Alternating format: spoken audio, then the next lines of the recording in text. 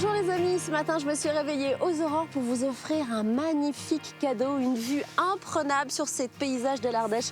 C'est en effet ce très beau département qui est à l'honneur dans nos échappées belles. Alors de Annonay au Vivarais, des gorges de l'Ardèche à Aubenas en passant par Valls-les-Bains, c'est un très beau voyage qui nous attend et comme d'habitude je suis ravie de le partager avec vous.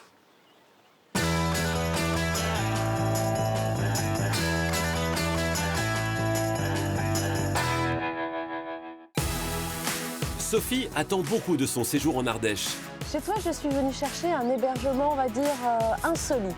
Ça, je te garantis que tu vas pas être déçu. Okay. Greg m'a dit qu'ici on mangeait les meilleures glaces d'Ardèche. Attention. Un séjour euphorisant. Oui, on n'est pas extraordinairement bien quand même ici, là. On a l'impression de ne rien peser, en fait, c'est ça. On est tout léger. Rafraîchissant. Allez, c'est parti. Allez, yeah. Un séjour impressionnant. On est en train d'admirer l'emblème de ces gorges de l'Ardèche, le pont d'Arc. En fait, on peut toujours aller un peu plus loin, c'est ça? C'est ici que tout commence, même. Les Ardéchois ont peut-être trouvé le secret du bonheur. Et puis on dit que tout est bon dans le cochon, la preuve. Ah oui. On a envie que les gens viennent sur place et puis comprennent ce qui s'y passe. Et celui du voyage dans le temps. Ce qui m'intéressait surtout ici, c'est de se mettre dans la peau de gens qui ont vécu à une autre époque. Naturellement passionné, Une de ses caractéristiques, c'est sa pupille en forme de cœur. passionnément naturel. Serge, je crois que j'en ai attrapé une. Ah, je crois qu'elle y est. En Ardèche, le coup de foudre est garanti. Je vois pas comment on peut ne pas tomber amoureux.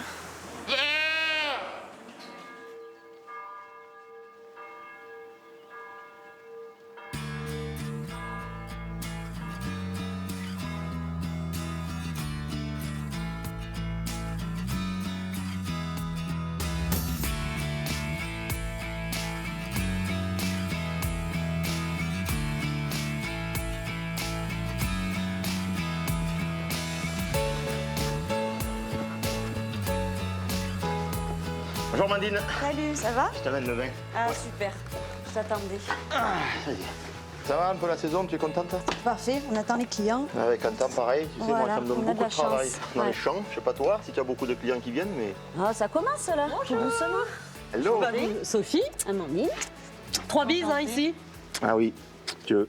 C'est la Trinité, on était une terre d'église ici. Ah, c'est pour ça, les 3 bises. Ouais, très ancienne diocèse ici, la diocèse de Viviers. Alors j'avais très envie de visiter avec toi ce charmant petit village médiéval de Saint-Montan. Mais tu vois, en descendant, je me posais la question, c'était qui ce Saint-Montan? Au 5e siècle, il y avait un évêque d'Amiens qui en avait marre un peu d'être sollicité. Il a quitté Amiens, il est descendu le long de la vallée du Rhône, il s'est arrêté à Viviers, la ville à côté, le diocèse, qui lui ont dit vers ce village là-bas, il y a quelques grottes, tu pourrais te mettre dans un coin et être ermite. Et donc il est resté 30 ans ermite. Et ça a tellement édifié les gens qu'ils se sont dit, il y a un saint sur la montagne, Sanctus Montana, le saint de la montagne. Et j'imagine que les clients qui viennent dans votre restaurant vous posent souvent la question, non? Oui, Ouais. beaucoup. Et puis aussi sur la restauration qui a été mis en place. Dans le village, Dans parce le que c'est village. l'histoire d'un renouveau, Oui. ce village. Tu vas me le raconter, on va se balader un peu. Je plaisir. l'enlève, je peux? Allez-y. La livraison Il est tout est à finie? Bon, très bien. On y va. On va se balader. Merci, bonne journée. Au revoir. Au revoir Amandine. Au revoir.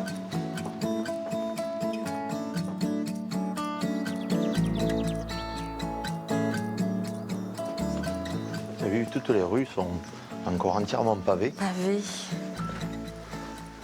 On retrouve un château et des fortifications aussi à Saint-Montan.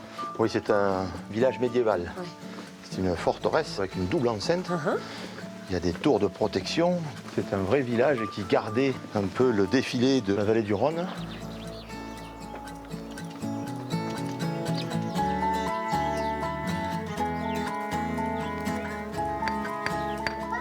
Voilà, tu vois, Sophie, on arrive au sommet du château. C'est là où on a une vue magnifique sur tout ce chantier qui a été fait. Quel travail. Il en reste, encore. Ouais, bah d'ailleurs, je crois qu'il y a Christophe qui est en bas, qui est en train de travailler. Bonjour. Salut Christophe. Comment ça va? Ça va bien? On peut te rejoindre? Ah ben oui, avec plaisir. Ok. Faites le tour.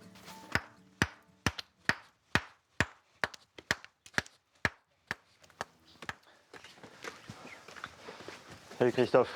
Bienvenue sur mon chantier. Ça se mérite de te rejoindre. Hein. Ah, oui. Bonjour Christophe. Je disais tout à l'heure, en retrouvant Raphaël, que j'avais l'impression que c'était un peu l'histoire d'un renouveau, ce village. C'est un peu ça, non? Tout à fait, Qu'est-ce oui. qui s'est passé ici? En fait, dans les années 70, il y a une association qui s'est créée, qui a décidé de restaurer son château, son patrimoine. Et là, on peut voir une photo de ce qu'était le château dans les années 70. Qu'est-ce qui a motivé alors tous ces passionnés? L'amour de leur village. Hein. Puis moi, c'était un rêve d'enfant de restaurer le château de mon village. Et puis, ça s'est réalisé grâce à l'association de Saint-Michel-Montant qui m'a permis de réaliser mon rêve.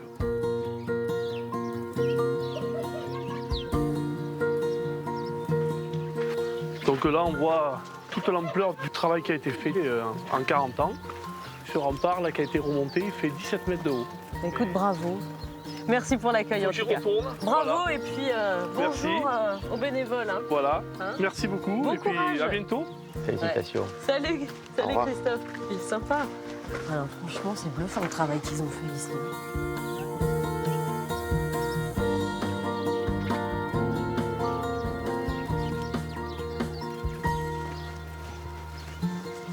C'est ton chien qui nous accueille? Ouais, il est toujours pour faire des coucous, il est bon lui. Il a l'air bien sympa ce chien. On arrive chez toi, là, sur ton domaine, Notre-Dame de Cousignac. Raphaël, si j'ai bien compris, tu veux me faire dormir à la cave, c'est ça? C'est comme Diogène, c'est le meilleur endroit pour dormir, dans un tonneau ou dans une cuve. Elle est très jolie, cette cave. C'est l'ancienne cave du domaine. Ok. Et c'est les arrière-grands-pères qui l'avaient construite. Et en fait, tu es sur une cuve là, tu vois. Ah là, ici. Voilà. Là, on a les murs d'une ancienne cuve. Et oui, ça nous permet de voir ce que c'est que l'intérieur d'une cuve. Je trouve que c'est magnifique, c'est un peu la caverne d'Ali Baba. Est-ce que tu as vu comme ça brille? C'est magnifique, ouais. C'est le cristal de Tartre, qui vient normalement avec l'acide tartrique, le fruité du raisin, et qui se dépose au fil des saisons. C'est ce qui donne ce côté brillant. C'est une très jolie couleur en plus. Hein. Ouais, c'est beau, hein. T'es pas la moitié d'un passionné, toi, hein? Tu sais, je suis tombé dans la marmite quand j'étais petit, donc C'est les ça. effets sont Dans permanents. la cuve. T'es tombé dans la cuve quand t'étais petit. Au XXe siècle, l'Ardèche a perdu un tiers de ses habitants à cause de l'exode rural. Mais depuis 20 ans, la population repart à la hausse, grâce aux nouveaux arrivants qui viennent s'y mettre au vert. Bonjour, vous allez bien? Ça va et vous? Oui. Je vous amène votre courrier. Mélissandre est originaire de Tourcoing dans le Nord. Elle a tout quitté pour l'Ardèche il y a 1 an et demi. Tenez, j'ai un colis. Et depuis, elle s'émerveille au quotidien. C'est top comme cadre. Il y en a qui vont travailler à l'usine, bah moi je vais travailler en Ardèche. On s'arrête des fois pour laisser passer une couleuvre. Il y a une buse qui s'arrête et qui chope une souris devant nous. Enfin, c'est waouh. L'Ardèche, c'est sa Madeleine de Proust. Elle s'en régale depuis qu'elle a décroché sa mutation. On venait 3 semaines par an en vacances avec mes parents ici et mes frères et sœurs. Et on était super contents d'arriver. On pleurait à chaque fois qu'on partait parce qu'on quittait les copains qu'on retrouvait tous les ans dans le même camping. Et quand il a fallu que je dise où je voulais un poste, du tac au tac, j'ai répondu l'Ardèche. Donc voilà, je suis arrivée ici. J'ai quand même vachement de la chance. En Ardèche, pas d'autoroute, pas de train et peu d'emplois. Pourtant, chaque année, comme Mélissandre, ils sont 2000 à venir s'installer ici. Bonjour, vous allez bien? Tenez, Allez, je te rends ça. Marie est arrivée de sa Bretagne natale il y a 15 ans. C'est ça qui est important, de vivre en harmonie avec l'endroit où on vit. Le calme, le rien et le tout en même temps, quoi. Voilà, faut pas être exigeant ici. L'Ardèche comme nouveau départ, beaucoup en rêvent. Isabelle l'a fait. Dans sa première vie, elle était cadre sup dans la finance. Aujourd'hui, elle est devenue sculptrice en Ardèche. L'acier, c'est une matière froide, rigide, lourde. Et ce que je veux, c'est qu'il y ait un contraste entre une partie lisse, froide et rigide et une partie qui devient presque une matière organique, hein, ou minérale ou végétale. En tout cas, c'est un peu mon défi à moi.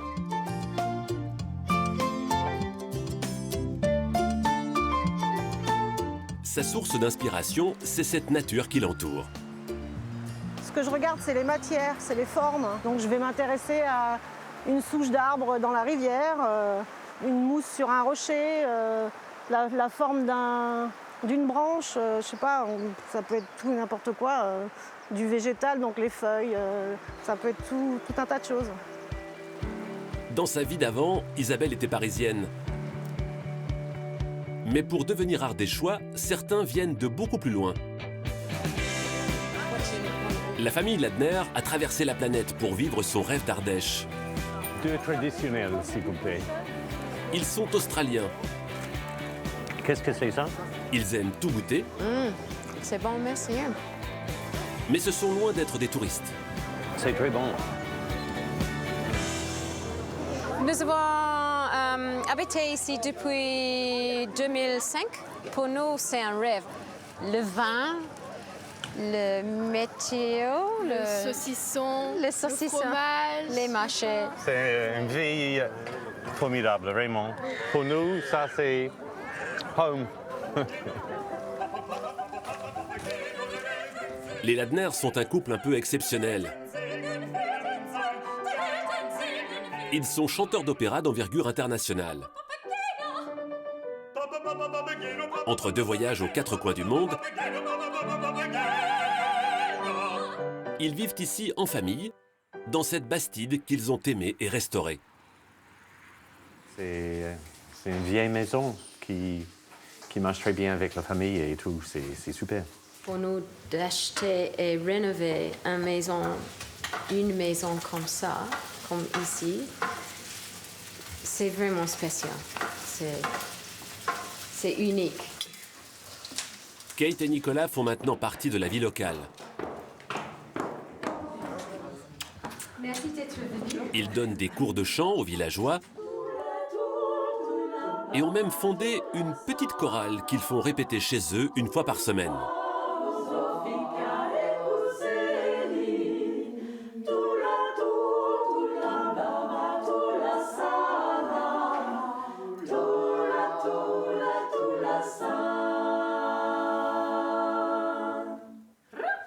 Pour nous, c'est un grand plaisir. J'espère le même pour vous. On ne s'attendrait pas forcément à trouver des professeurs de chant de ce calibre ici en pleine campagne ardéchoise, donc c'est vraiment un grand privilège pour nous. Kate et Nicolas ont demandé la nationalité française. Mais imagine, tu restes dans l'inhalation. En attendant, ce sont déjà les meilleurs ambassadeurs du petit département de l'Ardèche.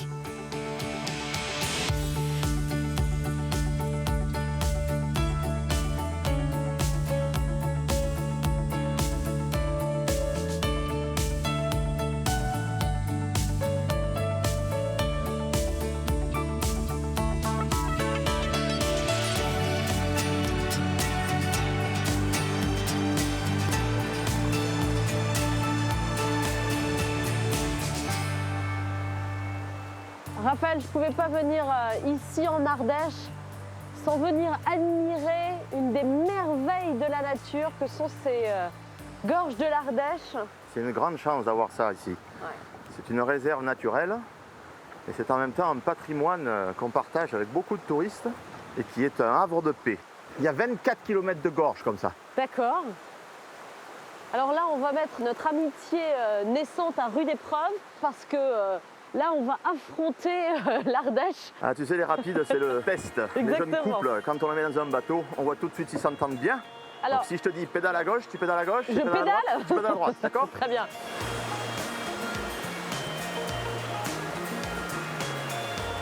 C'est parti! Oh, maman! Oh, ça va très vite! Oh, punaise! Ah, c'est une championne! Tu as déjà fait ça, c'est pas possible. Passage du deuxième rapide, il a un petit nom, ce rapide? Alors, c'est le rapide Charlemagne. Ok. Effectivement, il y a plusieurs marches. Les marches de l'empereur. Exactement. Droite, la bien l'axe. Avance, droite. Pédale à droite. Allez, vas-y, c'est parti. Allez, allez, c'est parti. Allez, à gauche, vas-y. Fonce. Allez, on reprend le vague. Allez, à gauche, chute. Allez, yeah. Allez, à gauche. On a pris un peu l'eau.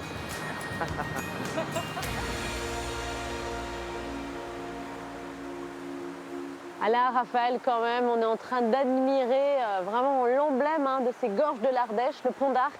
C'est magnifique. C'est beau, hein.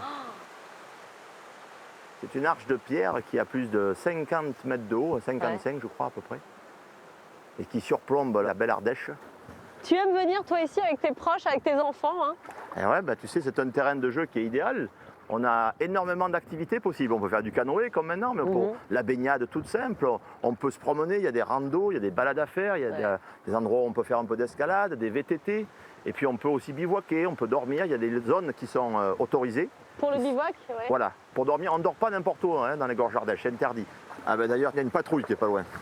C'est la brigade de Vallon-Pont d'Arc, ça. Oh, c'est Pierre et Jean-Pierre. Ah d'accord. Bonjour messieurs. Bonjour. Qui est Pierre, qui est Jean-Pierre? Je m'appelle Pierre. Et Jean-Pierre est devant. Bonjour.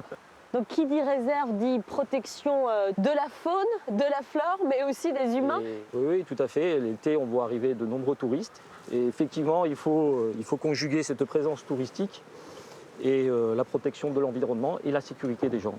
C'est pour ça que les gendarmes sont sur l'eau et patrouillent. Le cadre est très agréable. Alors, bien sûr, on travaille, on fait notre mission, mais travailler dans ces circonstances et dans ce contexte, je pense qu'on est un petit peu privilégié. Voilà. On a beaucoup de collègues qui nous l'envient. Je les comprends. Merci beaucoup en tout cas, messieurs. Hein. Merci à vous. Merci. Et puis on va être prudents sur la route. Voilà.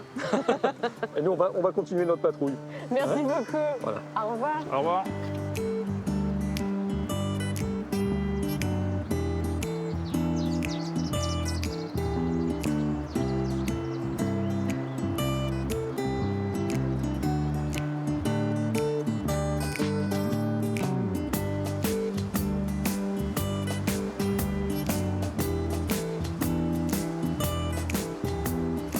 Les paysages sont vraiment très beaux. On retrouve même des petites plages de sable là pour faire escale. Et ouais, d'ailleurs, je pense que faut faire une petite pause, on va s'arrêter. Ouais. Parce que j'ai quelque chose à te montrer. L'Ardèche recèle de trésors et je pense que tu vas en découvrir un de plus. Parfait.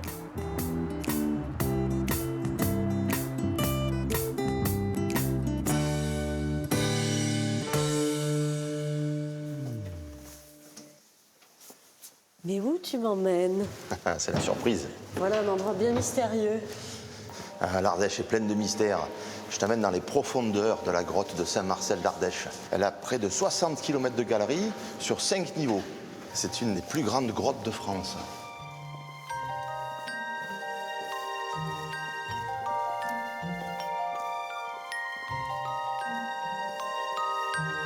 Toutes ces formes, toutes ces couleurs, voilà un endroit qui fait travailler l'imagination. Hein. Alors là, on est dans la galerie des peintres. Et la galerie des peintres, il y en a qui disent que ça ressemble à un tiramisu géant. Ça, c'est les gourmands. Ben oui. Ça a été sculpté par l'ancienne rivière de l'Ardèche. Il y a plusieurs millions d'années, elle était au sommet du plateau et elle courait à l'intérieur. Il y avait un torrent. C'est la rivière fossile ici de l'Ardèche.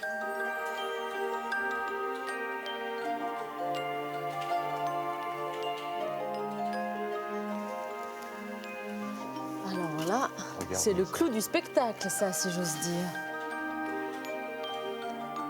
C'est magnifique. C'est l'attraction de la grotte de Saint-Marcel, tu vois. Ce sont des gourds. En provençal, ça veut dire petit bassin. Mais tu vois là, ils sont majestueux. Et ici même, tu es à l'intérieur d'un gourd. Tu vois, le mur qui est ici, c'est un barrage qui a été élevé naturellement. Un gourd géant. Voilà. Ouais.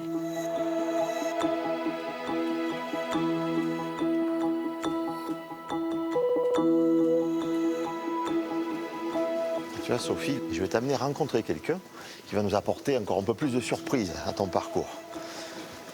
On va entrer dans les entrailles de la Terre. Bonjour Nicolas. Salut Raphaël. Bonjour, ravi de te rencontrer. Bonjour Sophie, moi de même. Alors écoute, moi je pensais que c'était terminé là, les grottes, mais en fait on peut toujours aller un peu plus loin, c'est ça? C'est ici que tout commence même. Ah oui, d'accord, pour toi en tout cas. Voilà, Ouais. puisque je te propose d'aller découvrir ensemble la partie spéléo de la grotte, donc qui est entièrement naturelle et accessible aux seuls spéléologues. Donc on va s'équiper avec des combinaisons de spéléo.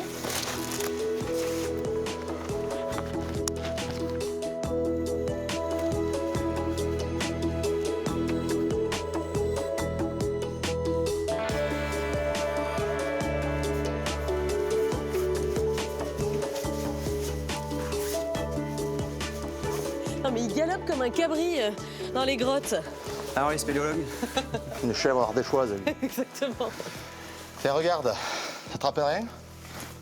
Sur le mur des cuves, je t'avais montré des cristaux. Et en fait, au cœur de cette roche, tu as tous les éléments minéraux qui vont constituer le sol. Finalement, si c'est la genèse de notre sol en haut, c'est la minéralité d'un vin, elle s'explique par son sol.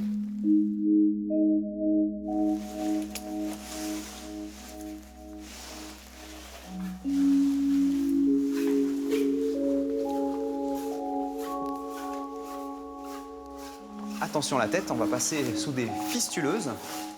C'est des stalactites très fines. Faudrait pas les casser, hein. Voilà, elles sont très fragiles. Quand je vois moi cette petite goutte d'eau là, quel chemin elle a dû parcourir pour arriver jusqu'ici? Tout à fait, tu as raison, puisqu'ici, il y a plus de 100 mètres de roche calcaire au-dessus de notre tête, quand même. Et les cristaux, donc la forme cristalline du calcaire, est en train de se déposer. C'est pour ça qu'elle met beaucoup de temps avant de tomber. Les cristaux de calcaire forment petit à petit la stalactite. Et si on attend encore un petit peu de temps, peut-être qu'un jour, ici, il y aura une colonne, comme il y a ici, tu vois. C'est quand la stalactite et la stalagmite se sont rejointes. Et nous voilà dans la salle de Joly. Alors, sais-tu qui est Robert de Joly? Raconte-moi. Alors, Robert de Joly, c'est un des premiers explorateurs spéléologues très connus dans la région, puisqu'il a découvert de nombreuses cavités. Donc c'est grâce à lui qu'un passage clé a été découvert, on l'appelle d'ailleurs le passage de Joly. Et est-ce que ce sont des personnages comme lui qui t'ont inspiré et qui t'ont donné envie d'être spéléologue? En tous les cas, ça faisait partie de mes lectures d'enfance. Et puis c'est vrai que l'histoire de la spéléo est très liée à l'Ardèche, avec un patrimoine souterrain qui est juste exceptionnel. C'est sûr que ça a attisé ma curiosité. Et puis cette passion, j'en ai fait mon métier. Ça a mis du temps, et puis aujourd'hui, ça fait 20 ans. Vous avez des passions communes avec Raphaël. Qu'est-ce que tu farfouilles, toi, Raphaël? Tu vois, je suis en train de te préparer une petite dégustation. Mais c'est quoi cette idée? Ah, ben ça, c'est une idée qu'on a eue, tu sais, à plusieurs. C'est de faire vieillir du vin au cœur de la grotte de Saint-Marcel d'Ardèche. En même temps de faire vieillir du vin, on a décidé de le goûter. Bon. Mais on s'est rendu compte que dans une grotte, les conditions pour déguster sont idéales. Il n'y a pas de bruit, il n'y a pas de mauvaise odeur, puisqu'il n'y a pas d'odeur dans une grotte. Donc dès l'instant où on commence à ouvrir du vin, eh bien ces arômes nous entourent. Il faut qu'on goûte pour comprendre. Je crois, oui. Ça résonne bien ici, le bruit du bouchon. Tu vois, il n'y a pas que les gouttes d'eau qu'on entend ici. Alors c'est juste une dégustation, parce qu'après, il faut qu'on remonte. Oui, l'objectif n'est pas de boire, l'objectif est de déguster. Merci. Sans ça... Incroyable au nez. C'est fou comme il se révèle, le vin. Allez, santé, les garçons. Merci beaucoup pour cette dégustation pas banale, pour cette jolie exploration et pour ces beaux moments qu'on a passés ensemble, Raphaël.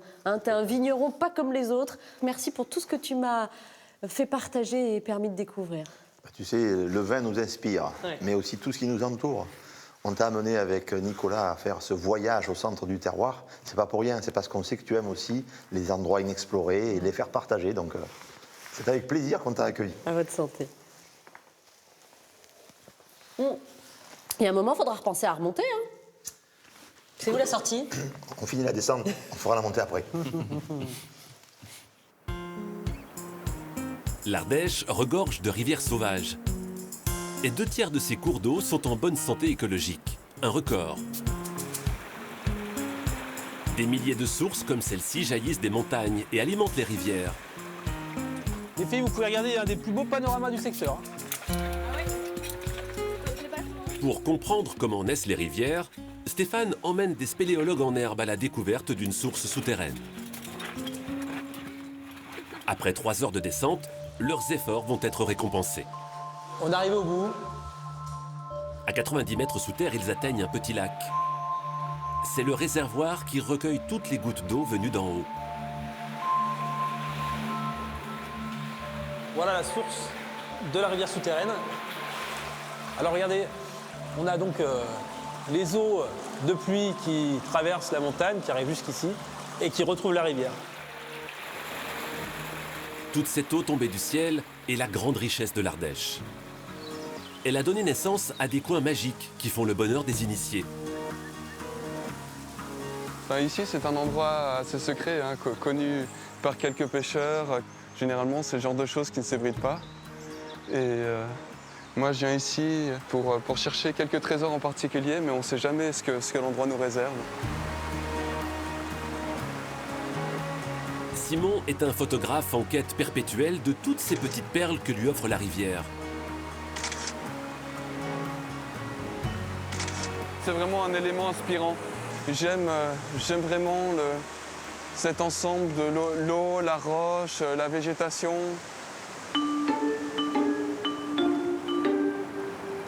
Simon espère dénicher un petit animal très rare, qu'il ne croise que lorsqu'il a de la chance. Alors voici la petite merveille, elle est là. Le petit crapaud sonneur à ventre jaune. C'est un crapaud pustuleux. Mais pourtant, quand on le regarde de près, je vois pas comment on peut ne pas tomber amoureux.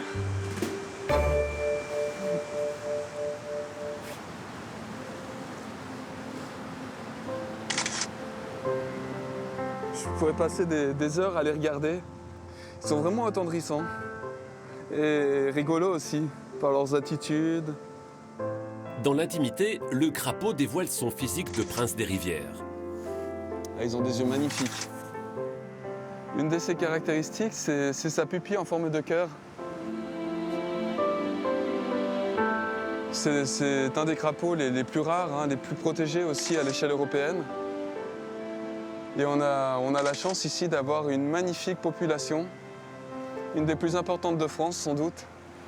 Ces crapauds ne supportent pas la pollution. Leur présence est un signe de bonne santé pour la rivière. Ce patrimoine naturel, les Ardéchois ont appris à le protéger. Cela passe par l'éducation des jeunes générations. Alors, est-ce qu'il y a un peu de vie là, sous ces cailloux, les enfants là? Julien a grandi ici. Il connaît les secrets des rivières. Un petit là. Celui-là de petit invertébré là, aquatique, il est intéressant parce que son nom latin c'est hydropsyché. Ça veut dire l'âme de l'eau. Exactement, ça veut dire l'âme de l'eau. C'est vraiment l'esprit de la rivière. Parce que lui, comme il fait un petit filtre pour se nourrir, et ben, au fur et à mesure qu'il se nourrit, et ben, il rend l'eau de la rivière un petit peu plus propre. Alors là, c'est les deux petites larves de libellules. Toutes ces petites bêtes qui sont là sous les cailloux, ça fait partie du premier maillon de la chaîne alimentaire dans la rivière. Là, tu la gardes bien verticale au-dessus de la tête. Hein, l'idée, c'est de faire des pêcheurs qui sont plus des vigies pour la rivière. Hein. Ça veut dire qu'en tant que bons connaisseurs de la rivière, et ben, c'est eux qui seront capables de dire ici ça se passe bien, ici ça se passe pas bien. Et puis qui auront envie de se battre pour protéger leur rivière puisqu'ils la connaîtront. Contrairement à ce que faisaient leurs grands-parents, Julien enseigne aux enfants à ne pas tuer les poissons, mais à les remettre en liberté après les avoir pêchés. C'est une truite sauvage, elle s'est élevée toute seule, elle a mangé des larves qu'on a vues tout à l'heure. Et maintenant, je vais la relâcher. Au moins, je peux revenir le lendemain, elle y sera toujours et ça peut faire pondre des œufs, ça peut faire plus de poissons dans la rivière. Avec cette nouvelle génération de pêcheurs, À demain. les rivières ardéchoises vont encore couler de beaux jours.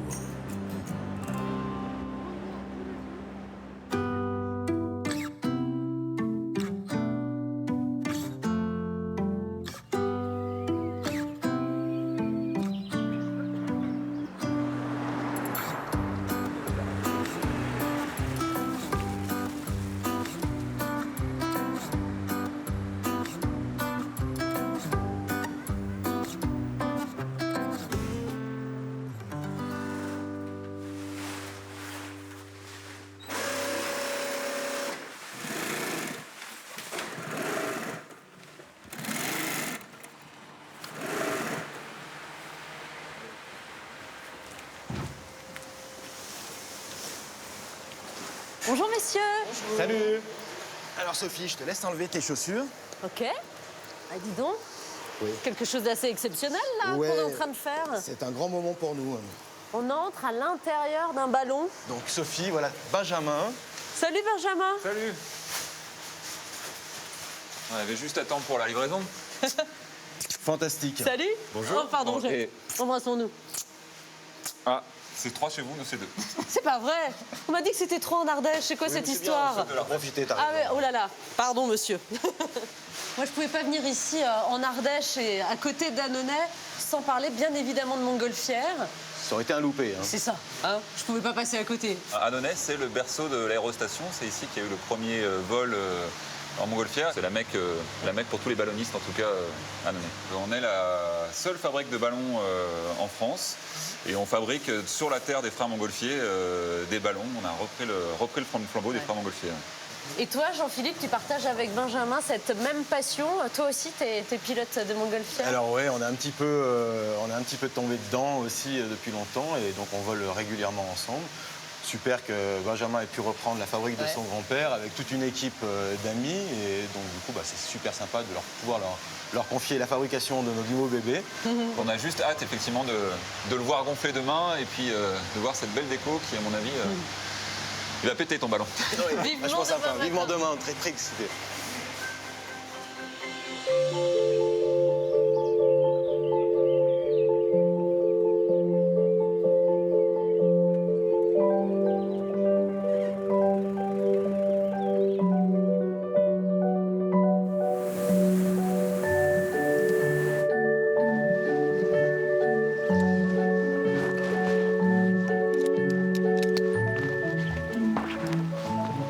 Sophie, on étale le ballon, tu veux? Ouais.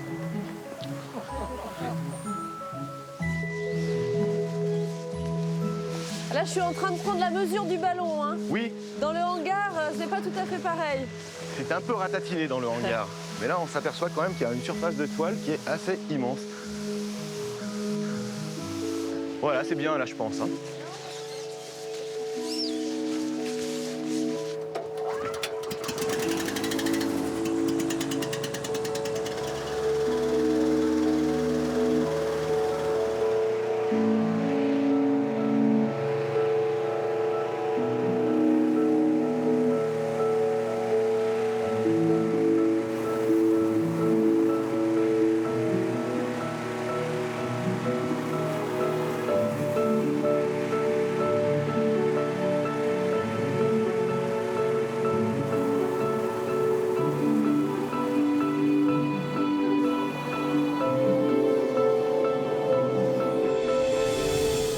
Jean-Philippe? C'est parfait, ouais, je suis très content. T'as l'air ému? Un peu, c'est quand même une naissance et c'est quand même notre petit ballon maintenant, là, donc je suis assez content et il a l'air très sympa. Ok, on va faire rentrer les passagers. Henri et Paulette, vous pouvez venir? Paulette, vous pouvez aller au fond. C'est votre baptême ou vous avez déjà fait de la montgolfière? Première fois. C'est un baptême pour vous? Ça serait terminé par ça. Sophie, tu vas pouvoir embarquer. Allez. Tu as des marche-pieds ici. Ouais.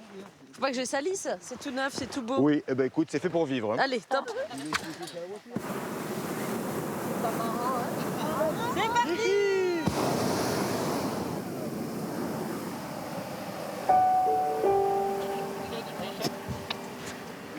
Ouais, je te ressens très bien.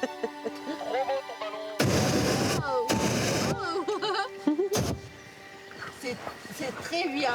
Ah bah tant mieux. Ah, je suis content.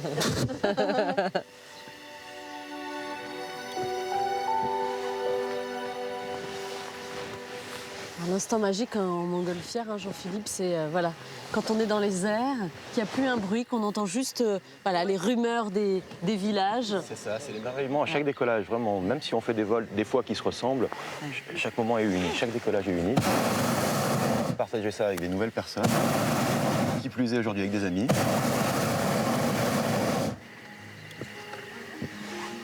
Qu'est-ce que tu ressens comme sensation lorsque tu pilotes ta montgolfière? C'est quand même un sentiment d'apesanteur en fait.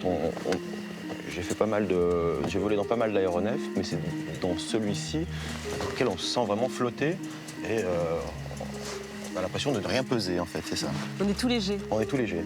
Et au-delà du rêve de môme que tu as réalisé, qu'est-ce qui t'a donné envie d'être pilote de montgolfière? C'est d'aller au bout de cette passion en fait, hein, de courir après quand j'étais enfant. Ensuite, d'accompagner les pilotes dans leur vol. Et une fois que j'avais commencé à toucher les brûleurs, je crois que c'était difficile après de pouvoir s'en passer. Benjamin nous rejoint. Donc Benjamin, ça c'est son ballon de démonstration. C'est un ballon de compétition. Tu as vu, il est profilé un peu comme une olive, ce qui lui permet d'avoir des taux de montée et de descente assez impressionnants. Là, on voit, il va très vite. Ouais, hein. il va très vite.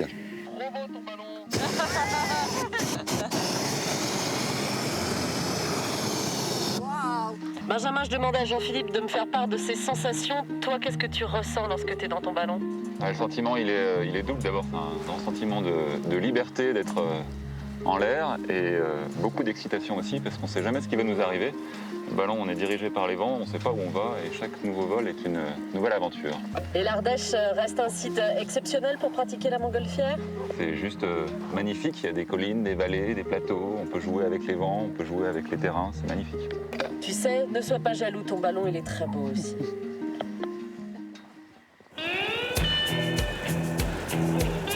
L'Ardèche est un pays de bricoleurs de génie, amateurs de vieilles mécaniques.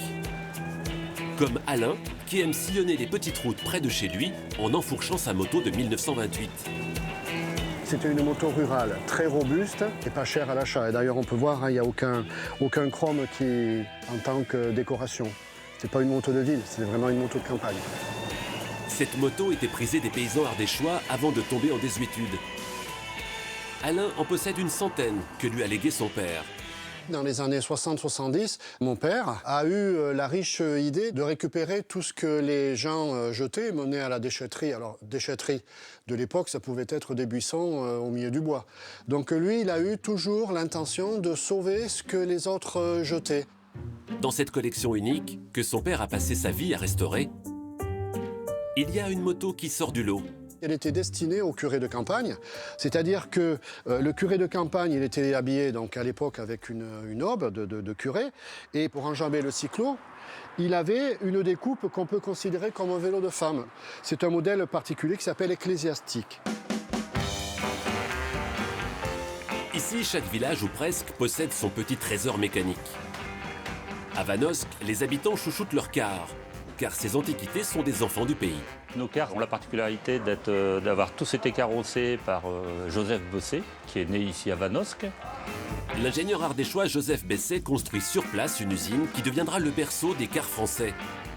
Et un modèle entrera dans la légende, l'Isobloc, le premier dont le moteur ne sera plus installé à l'avant, mais à l'arrière. Ah oui, ça c'est notre petit bijou. C'était vraiment un autocar avant-gardiste et la technologie, c'est toujours la technologie actuelle. Voilà, c'était le premier autocar européen de ce type. De temps en temps, Jackie sort le plus vieux car de la collection pour emmener les villageois en balade. Et tout de suite, c'est l'aventure. Il n'y a pas de direction assistée, donc les virages, c'est à l'huile de coude. Mais c'est un vrai plaisir de rouler avec. Il servait régulièrement pour les marchés. Alors on y emmenait tous les bagages, quelquefois les poulets à vendre aussi, les poules. Et on chargeait tout ça sur le toit de l'autocar. Avec des pointes de vitesse à 30 km/h, les enfants ont le temps d'admirer le paysage. C'est génial, c'est super.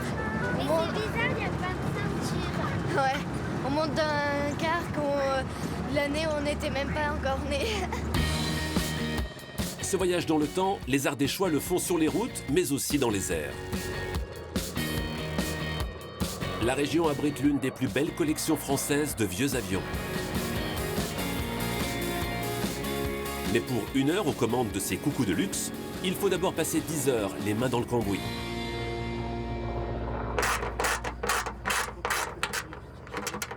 Il faut faire attention là quand même, on fait pas n'importe quoi sur ces machines.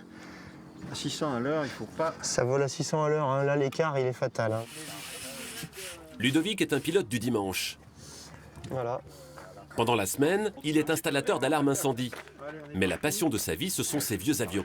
Moi je suis né sur le terrain, mes parents se sont rencontrés sur cet aérodrome. Mon père était déjà pilote, donc c'est sûr que le virus a été facile à transmettre. Et avec mon frangin, on était gamins, on venait mettre notre nez dans les hangars, là. On n'arrivait pas à voir au-dessus de l'aile, on était tout petits, tu vois. On passait dessous sans lever les bras. Donc on se montait sur les épaules, comme ça, pour essayer de voir à quoi ressemblait l'intérieur de l'avion. Et à cette époque-là, jamais j'aurais cru que je mettrais mon cul sur le siège. C'est fabuleux. Grâce à cette association dans laquelle il est bénévole, Ludovic a accès à des avions inestimables, dont certains, comme celui-ci, sont les derniers exemplaires qui existent dans le monde.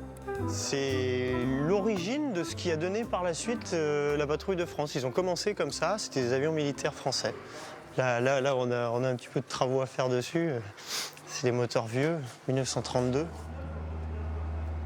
Le moment préféré de Ludovic, c'est quand il sort une de ses antiquités restaurées du hangar pour aller s'envoler.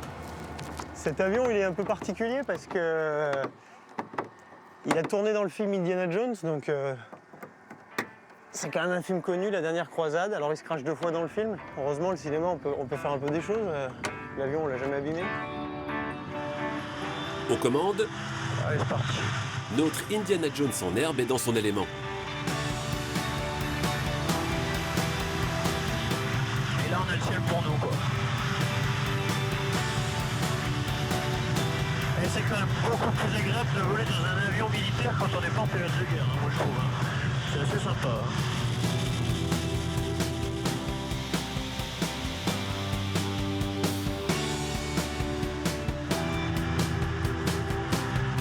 Regarde, on n'est pas extraordinairement bien quand même ici, là. Dans les airs ou sur terre, l'Ardèche est bien un paradis pour les amoureux de vieilles mécaniques.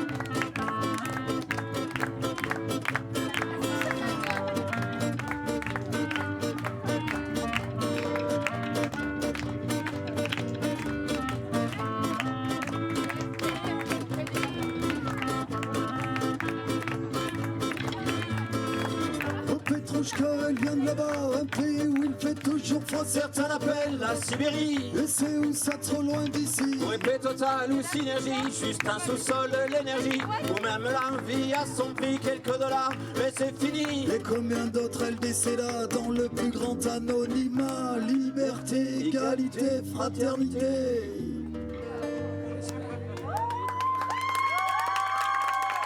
Merci. Merci. Grégory, je suis contente de te retrouver ici dans un des quartiers de Benat. Tu m'avais dit qu'il y avait une fête de quartier, mais là, elle bat son plein. Hein. Exactement, on est dans le quartier de Pont-d'Aubenas où il y a cette fête de quartier, effectivement, qui est toujours très conviviale et très réussie, parce que c'est un quartier où il fait bon vivre. Il y a 2 piliers dans ce quartier. Il y a le centre social où on est aujourd'hui et l'école juste à côté, une école qui accueille aussi des enfants du voyage. Et tout ce mélange fait que, bah, écoutez, ça fonctionne. Ouais. Ici, ça prend. Le vivre ensemble, ça marche. Et c'est un quartier où on aime venir et faire la fête. Exactement. Il y a une bonne ambiance, donc. Une très bonne ambiance. Hein, avec ce petit groupe là qui joue. Le petit comptoir, oui, qui est venu jouer cet après-midi pour la fête de quartier. Alors je vois que les enfants qui sont autour de toi sont très concentrés, ils prennent des notes et tout ça. Qu'est-ce que vous êtes en train de faire là? Adèle et Ulysse, ils font partie du club radio, parce que nous, on est une radio associative en milieu scolaire et on est implanté dans un collège. Et tous les midis, ils peuvent venir gratuitement. Et donc, on a formé un club radio qui fait des interviews. Et donc, ils ont voulu participer à cette fête de quartier en réalisant une interview. C'est une super initiative, ça. Alors, je peux suivre votre émission, ça vous dérange pas? On t'emmène si tu veux. C'est vrai, je vous suis. Allez, je vous suis. Ils sont géniaux, ces mômes là. Super. Bonjour à tous et merci d'être à l'écoute des programmes d'Info RC, la radio associative en milieu scolaire. Aujourd'hui, le club radio du Collège Roca vous propose une rencontre hors des murs de nos habituels studios pour rencontrer, écouter et interviewer le groupe Le Petit Comptoir. Bonjour à tous. Bonjour. Bonjour. Comment pouvez-vous définir votre style de musique? De la chanson française. Ce que nous avons noté, c'est que nous essayons d'amener des chansons qui peuvent amener à danser et si possible, à cogiter un petit peu. Elle existe depuis quand, cette radio associative? Depuis 33 ans. On est la seule radio associative en milieu scolaire qui diffuse 24 heures sur 24 sur 2 fréquences et sur le web également maintenant. D'accord. Et tu sais combien vous avez d'auditeurs? On en a entre 500 et 1000 par jour. C'est très bien. Pour une petite ville comme Aubenas, c'est très bien. Merci à vous d'être venus à l'occasion de la fête de quartier de Pont-d'Aubenas. Et bonne continuation. Merci. Merci.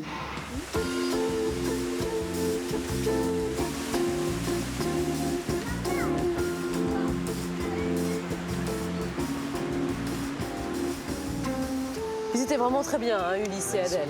Ils sont impressionnants, ces enfants. Qu'est-ce qui t'a donné envie, justement, de leur permettre d'avoir accès aux médias et d'apprendre le métier de la radio? C'est ça, c'est de leur offrir cette ouverture sur le monde. C'est vraiment une radio qui permet de s'ouvrir sur le monde, de faire des rencontres qu'ils n'auraient jamais pu faire autrement, sans ce média. Et il y a toujours des rencontres très rigolotes entre des petites élèves de 6e qui rencontrent un artiste punk avec une crête. C'est toujours des moments incroyables et très enrichissants pour eux. Qu'est-ce qu'ils viennent chercher les gens qui s'installent en Ardèche ou cette jeune génération qui a envie d'y rester? Je pense qu'ils viennent chercher une qualité de vie. C'est-à-dire qu'on a des paysages, on a de la nourriture qui est intéressante, qui est naturelle. On a une offre culturelle qui est particulière. Et puis, en même temps, on a accès à tous les services que tout à chacun a envie de trouver, c'est-à-dire un théâtre, un cinéma, des parcs pour les enfants. C'est un lieu super pour faire grandir ses enfants. Bonjour. Bonjour. Salut Greg, ça va bien? Oui, ça va. Bonjour Sophie. Enchantée. Oh, on s'embrasse. Allez, allez. Greg m'a dit qu'ici on mangeait les meilleures glaces d'Ardèche. Attention. C'est ce qui se dit. Vous avez l'impression, hein? C'est vrai. Vous allez passer au laboratoire. Pour voir ça. Mais entre les mains du fiston. Du fiston de la jeune génération. C'est vous qui lui avez tout appris, bien sûr. Oh, moi un petit peu, mais aussi d'autres personnes. Ouais. Bonjour Pierre. Bonjour. C'est Max qui nous envoie. Allez-y, entrez dans le labo, j'arrête de se Je te présente pas Greg. Je crois que vous vous connaissez. Ça va. Salut. Enchanté.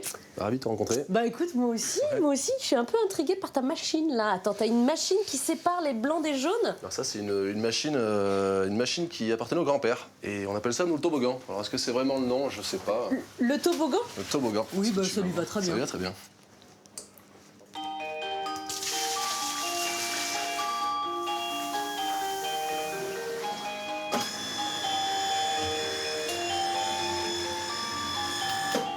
Sophie, tu viens m'aider? Oui. On met les œufs, c'est la température. Je mets tout d'un coup, hein? Tu peux tout verser. Attention que ça t'éclabousse pas. Verse sur le coin, voilà, sur le bord. Ah, regarde. Je savais qu'il y avait un truc qui allait pas. Un tiers de la recette, c'est de la crème marron. Et je vais essayer de... Non. Tu vois? Ah, tu vois? Obligé. Oh là là, elle est magnifique cette glace. C'est bon là? C'est bon, on va faire un premier essai. Hop, on va rajouter un peu de marron glacé quand même dedans. Parce qu'il n'y en a jamais assez. C'est magnifique. Hein.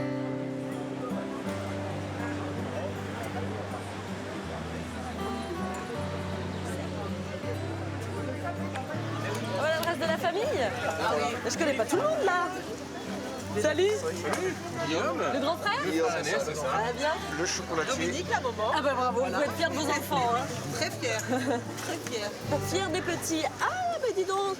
Ouais. C'est toi qui as ramené ces chocolats? Tout à fait, donc moi je suis chocolatier. Ouais. Donc là je t'ai préparé une ganache au miel de châtaignier et une ganache au marron avec de la châtaigne AOP bien sûr. Bah forcément, hein, le marron et la châtaigne ça va aussi dans les chocolats. Oui, tout à fait. Ouais. Alors toi la transmission, t'es passé de la glace au chocolat. Voilà, ben, on est né dedans, donc voilà, on a grandi dans la glace. Et bon, oh ben voilà la petite sœur.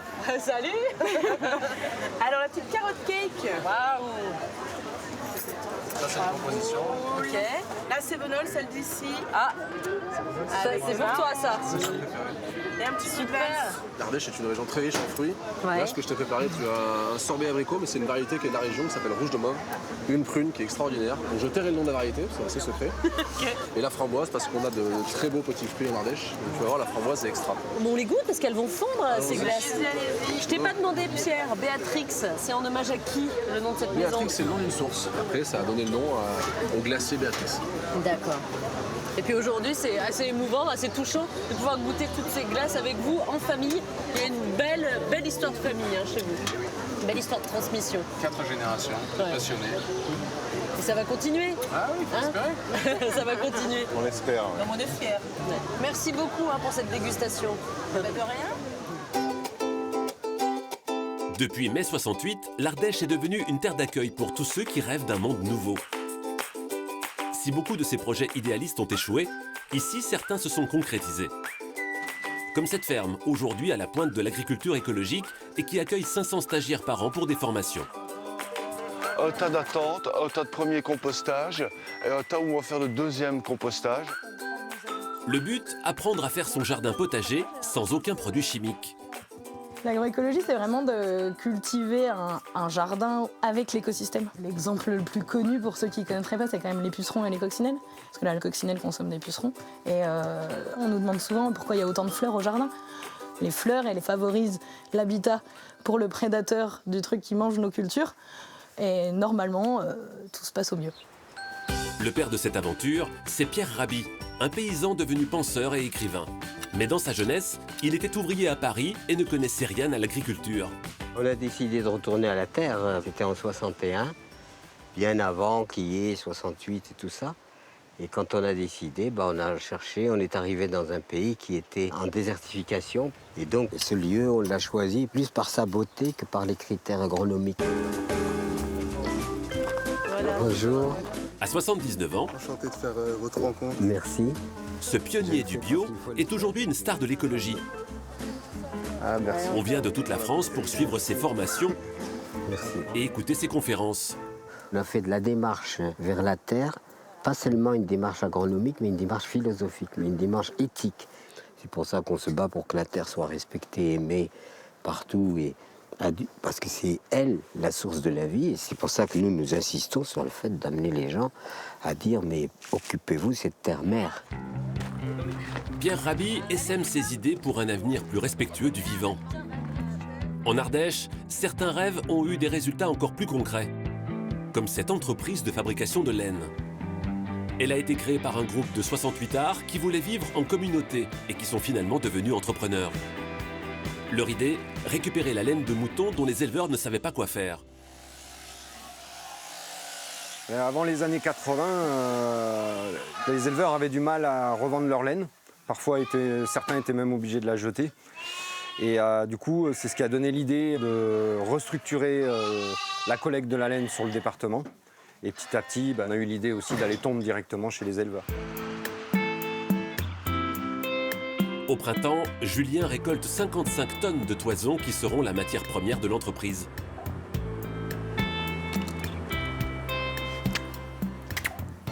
Donc voilà Béatrice Barras, cofondatrice de notre coopérative. Dans notre petit groupe de départ, il y avait un architecte, un mécanicien, une institutrice, une qui avait fait un peu de la gestion, et moi j'étais orthophoniste. Et on s'est dit, mais en fait, ça doit être possible de refaire quelque chose avec la laine aujourd'hui, en s'y prenant autrement. Faire autrement, ça a consisté à créer une SCOP, une entreprise où les actionnaires sont les salariés. On n'a pas de patron au-dessus de nous, on n'est pas surveillé, on ne pointe pas en arrivant, on est responsable de ce qu'on fait. Le fait que tout le monde soit au même salaire, ça met déjà des bases intéressantes, où du coup ça peut enlever la jalousie qu'il peut y avoir dans d'autres entreprises où il y a une hiérarchie de salaire. Les ouvriers fabriquent des matelas et des vêtements qui seront vendus sur place ou par correspondance. La coopérative est en bonne santé et après 30 ans d'existence, elle emploie aujourd'hui 60 personnes. On est parti, puis deux, on n'a jamais cessé de progresser. Et donc chaque fois, c'est des emplois, c'est du travail pour des gens qui habitent ici et qui peuvent vivre et travailler près de chez eux. Revitaliser les campagnes, c'est le but de ces projets communautaires. Dans ce domaine, certains sont allés jusqu'à ressusciter un village qui avait été abandonné il y a 150 ans. Une fois par semaine, les habitants se retrouvent pour organiser des tâches collectives.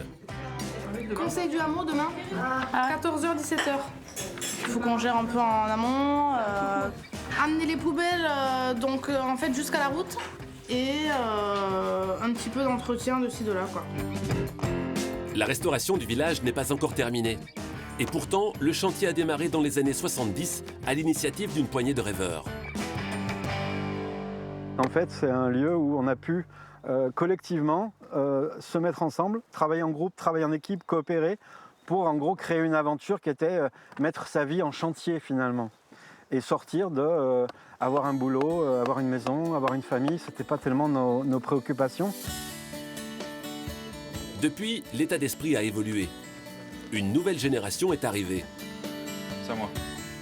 Colin s'est installé il y a 1 an et demi avec sa famille. Ce qui l'attire, c'est la dimension communautaire du village, mais aussi sa qualité de vie. Chacun d'entre nous avons notre maison privée et avec tout le confort moderne. Sur le Vialodon, on a quand même la fibre optique, on a notre internet haut débit ici, très haut débit. Il n'y a pas tout le monde qui habite dans des endroits aussi jolis. Donc moi je trouve j'ai de la chance d'habiter ici. Comme les 15 autres villageois, Colin travaille sur place. Car l'association qui gère le hameau a créé des emplois en accueillant des touristes en vacances et des écoliers en classe nature. Alors, ceux qui veulent pas mettre trop les mains dans l'argile, vous pouvez aussi, avec les cailloux, décorer autour du mur ou avec des bâtons. C'est un lieu qui est complètement ouvert, soit de manière très libre pour venir s'y promener sans prévenir personne. Voilà, c'est un hameau. Et puis l'autre, c'est aussi de venir y séjourner. Donc on peut passer des nuitées. Et donc effectivement, nous, on a envie que les gens viennent sur place et puis comprennent ce qui s'y passe. Les Ardéchois espèrent que leurs modestes initiatives contribueront à façonner la planète de demain.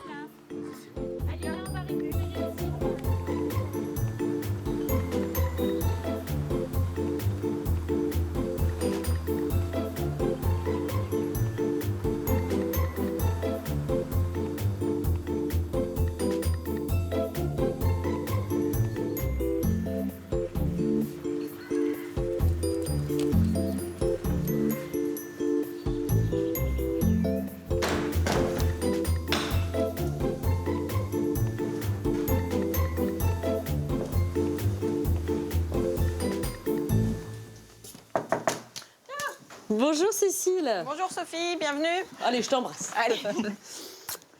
Bienvenue à Pogre. Oh bah merci, comment vas-tu? Très bien. Moi je suis très heureuse d'être ici. Parce que alors, on m'a dit qu'en Ardèche, il y avait des tigres, des ours, des rhinos, des girafes. Et plein d'autres. Et plein d'autres encore. Et ça c'est grâce au safari de Pogre. Tout à fait. On va aller faire un petit tour du parc. C'est parti, on est tout de suite dans le vif du sujet, là, avec les autruches. Qu'est-ce qu'on aperçoit Avec les derrière? autruches, on a les grands coudous, les antilopes marrons avec les cornes très torsadées. Et ceux qui sont presque blancs là-bas sont des adax. C'est aussi des antilopes. Donc là, on est rentré dans la première plaine africaine du parc. Alors combien il y a d'espèces représentées ici et combien d'animaux au total?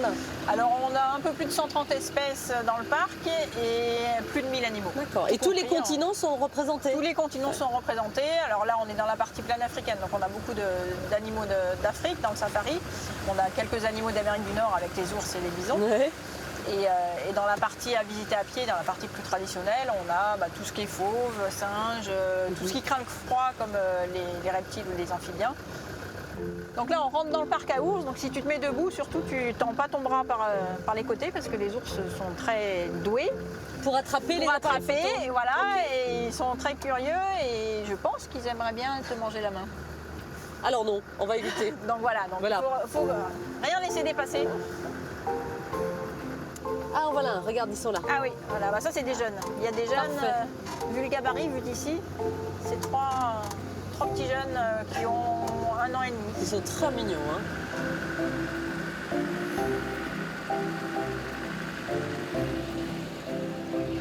Tu sais que pour tous ceux qui sont amoureux des animaux, tu as quand même un job de rêve. Ah c'est sûr, oui.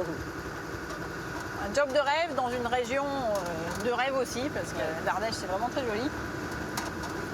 Ah oulala, je t'ai plus peur.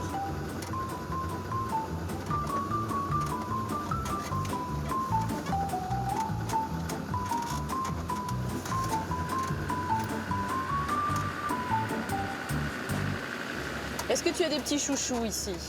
Depuis qu'on a des rhinocéros, j'ai craqué un peu pour eux. Et d'ailleurs, on va aller les voir. On va pouvoir approcher les rhinos? On va pouvoir approcher les rhinocéros. Ça, c'est une chance.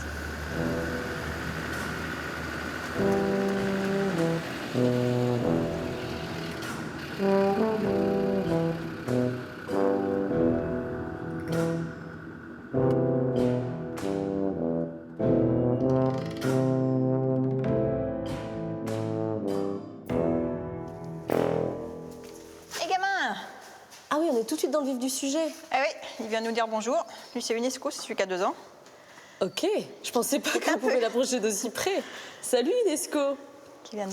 Oula. Ouais. Il fait un peu le kéké, il nous connaît pas. Il va bientôt sortir, alors on va les mettre dehors. C'est un peu pour ça qu'il s'impatiente, c'est qu'il aimerait bien aller dehors. C'est l'heure des soins là aussi? C'est l'heure des soins. On leur fait de l'entraînement médical le matin avant de les sortir, ce qui nous permet de faire tout ce qui est soins qui fait pas mal sans avoir à les endormir. Ok. J'aperçois des girafes là, non? Oui, on a les 3 girafes du circuit voiture qui nous regardent d'en haut. Ok. Comment ça va? Oh là là, qu'est-ce que tu es belle. Tu sais que on m'appelle aussi Sophie la girafe? Tu le sais ça? Tu le sais ça? Hein? Tu es belle. Ben, c'est Twiga, et Twiga ça veut dire girafe en swahili. Eh ben, enchantée. Moi, c'est Sophie. Ravie de faire ta connaissance.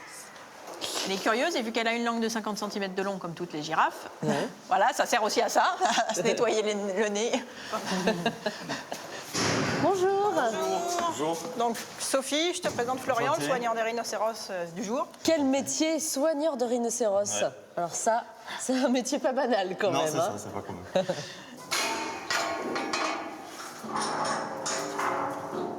Bonjour Malia. Tu es belle. Je peux la toucher aussi? Oui, oui, ouais, c'est hyper rugueux. Oh oui, dis donc. Oh, oui, dis c'est donc. pas doux du tout. Va falloir En me plus, il y a mettre de la terre dessus. Va falloir me mettre une petite crème là-dessus, Malia. On va essayer de soigner les yeux de la vieille femelle, parce qu'elle a toujours les yeux qui coulent, donc on essaie de lui nettoyer, en particulier à la saison où il y a des mouches, parce que là, elle commence à revenir.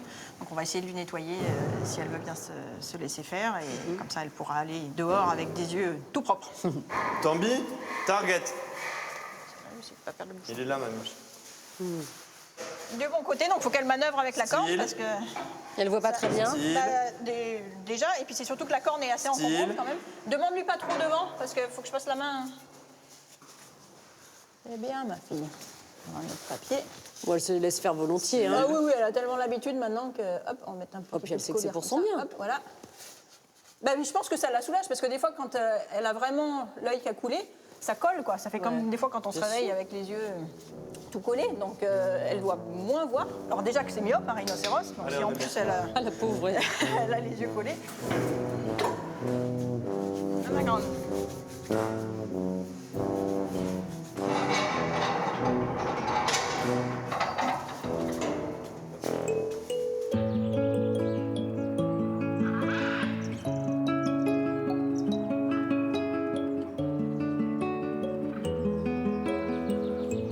Je suis ravie de voir que les animaux ici se portent bien et sont en bonne santé. On fait tout pour. Je vois que tu en prends soin et que j'ai bien compris que c'était vraiment une histoire de passion chez toi. Hein. Ah oui, mais il faut, de toute façon, pour travailler dans un parc zoologique, il faut être passionné et vraiment voilà, s'immerger dans la vie des animaux et pour s'en occuper le mieux possible.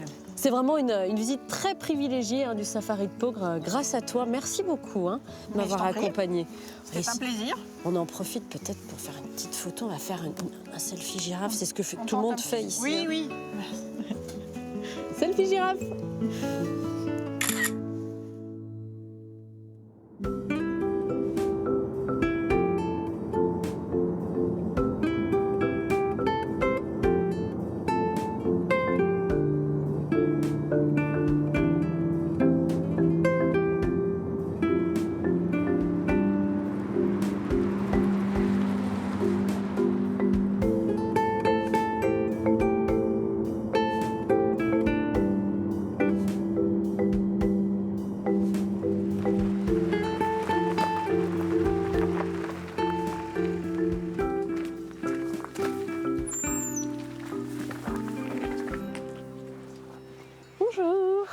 Bonjour Sophie. Bonjour Arnaud. Vous avez fait bonne route? Ah oui, et puis elle est très très belle la route là. C'est ce qui fait le charme de notre région, ces petites routes pittoresques de moyenne montagne, voilà. Chez toi, je suis venue chercher un hébergement, on va dire, insolite.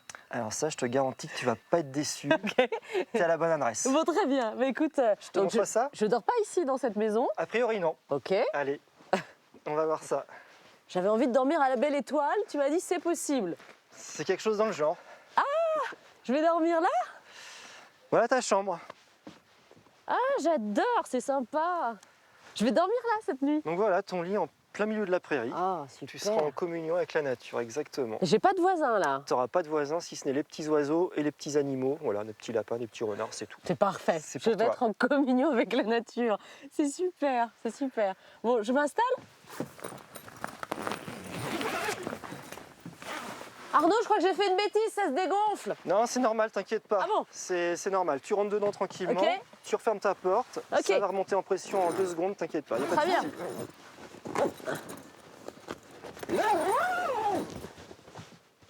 Ah, ça y est, j'ai réparé ma bêtise. C'est bien. T'attends 5 secondes, il va remonter vite fait en pression et après tu peux ouvrir la porte de la chambre, il n'y a pas de souci. Ah, c'est génial.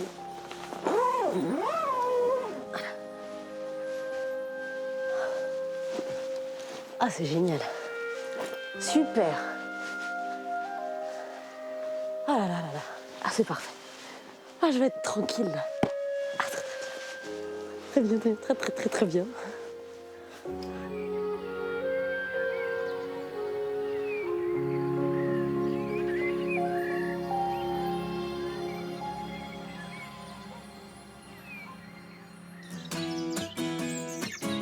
Dans la forêt ardéchoise, un groupe d'irréductibles fait revivre le mode de vie gaulois.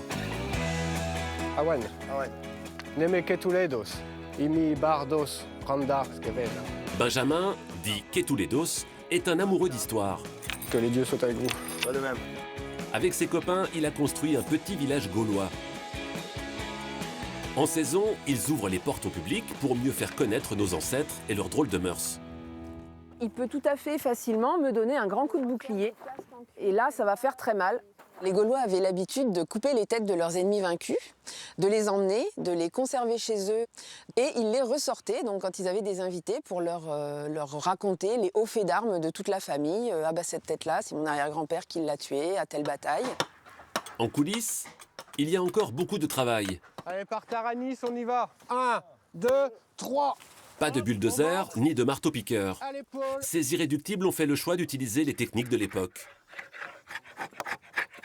Donc on est en train de réaliser l'atelier du potier. Toute la charpente est là en place. Et donc toute la toiture sera en tavaillon, en tuile de bois. Sur le chantier, personne n'est gaulois à plein temps. Dans la vie, ils sont profs, étudiants ou artisans. Ils viennent ici pour voyager dans le temps. Ce qui m'intéressait surtout ici, c'est justement le fait de se mettre dans la peau de gens qui ont vécu à une autre époque, de vivre l'histoire en quelque sorte, parce que ça nous fait comprendre un petit peu ce qui se passe. Et puis c'est toujours intéressant de retourner en arrière et de s'éloigner un petit peu du monde moderne. Pour pousser le réalisme, Benjamin s'est donné du mal. Le plus difficile a été de trouver un cochon qui fasse gaulois. Ça c'est saucisse, c'est un mangalitza, c'est une race ancienne qui vient des pays de l'Est. C'est, on peut dire, le cochon originel, avec, comme on pouvait le trouver certainement dans les périodes anciennes, avec tous ses poils. Et pour manger leur sanglier rôti à la broche, les Gaulois aimaient se mettre sur leur 31 pour festoyer. Ils adoraient les bijoux, ouais. Ils étaient apparemment assez coquets et ils faisaient attention à eux, à leur allure. Ça représente un petit peu le niveau social de la personne qu'on a en face de nous. Donc plus il y a de pièces riches et compliquées à faire, plus on a quelqu'un qui est important. Les Gaulois sont un peuple mal connu. Astérix les a rendus populaires, mais cette bande dessinée cultivait l'humour plutôt que la vérité historique. Obélix n'aurait jamais pu être tailleur de menhir ou de dolmen. Ça n'a pas été fait par les Gaulois, les dolmens, ça a été fait par les gens du néolithique, en moins 3000, moins 3200. Grâce à Astérix, on l'imagine comme table de druides ou des choses comme ça, alors que ce sont vraiment des tombes qui ont été construites par les derniers hommes de l'âge de la pierre. Et ce n'est pas le seul scoop de Benjamin. Avec la lyre qu'il a fabriquée de ses mains, il aime rendre hommage aux bardes tournés en ridicule dans la bande dessinée. Assurance Tourix, ce personnage que l'on ne laisse pas parler, que l'on assomme ou qu'on veut absolument accrocher à un arbre à la fin du banquet, il est l'antithèse de ce qu'était vraiment un barde. C'est quelqu'un qui maîtrisait la parole, qui était craint pour ses paroles et que l'on respectait éminemment puisqu'il était la mémoire vivante de son peuple. Et donc, quand le barde disait quelque chose, on l'écoutait avec grand respect. Les Gaulois, peuple de tradition orale, se sont éteints au 5e siècle après Jésus-Christ sans laisser de traces écrites. C'est pour cela qu'ils gardent une part de mystère.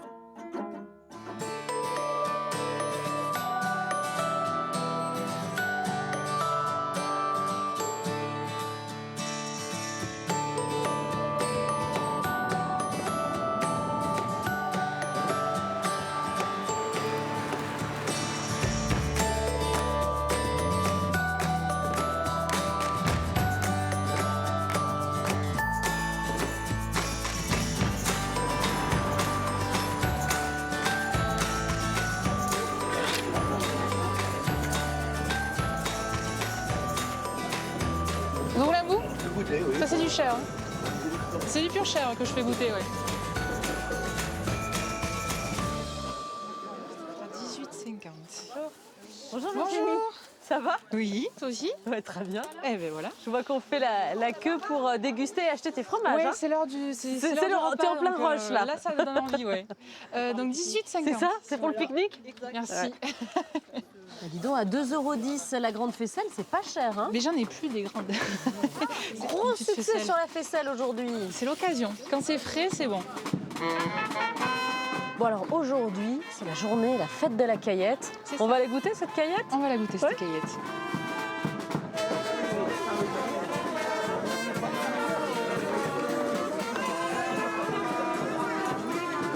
Bonjour. Et bien voilà Pierre. Bonjour Pierre. Bonjour. Moi c'est Sophie. Enchanté. Un des hommes qui a fait les caillettes aujourd'hui. Bonjour Nadine. Bonjour Nadine. Ah bien vous allez pouvoir déguster notre préparation. On est venu au bon endroit. C'est sa fête aujourd'hui. C'est sa fête. Voilà. Un petit canon avec, c'est ça? Si vous voulez. On a dit un petit. Un petit. Ah ben. Voilà, ça se mange soit froid, soit chaud. D'accord. Voilà, là elle est froide. Pour l'apéro, c'est bien. Bon alors c'est quoi exactement la recette de la caillette? La recette de la caillette, c'est de la viande de porc avec de la blette, assaisonnée avec sel, bien sûr, ail, pas mal d'ail, et recouvert d'une petite crépine de porc et cuite au four à bois chez nous. Quoi. Allez, on goûte. Regoûter. Pour être sûr, hein. Pour être sûr. En tout cas, c'est délicieux. Chaque année, nous on vient alors. Ouais. On en prend la provision pour l'année. Et puis on dit que tout est bon dans le cochon, la preuve. Ah oui, c'est vrai.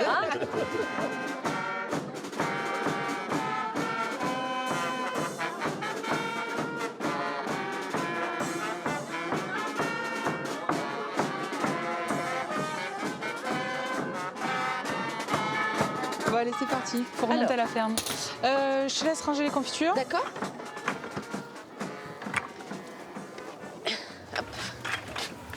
Je te fais pas faire le plus léger. Écoute, tu dis que je donnais un coup de main, je donne un coup de main. Hein. Du coup, je te laisse faire toute seule, c'est parfait. Profite. Hein.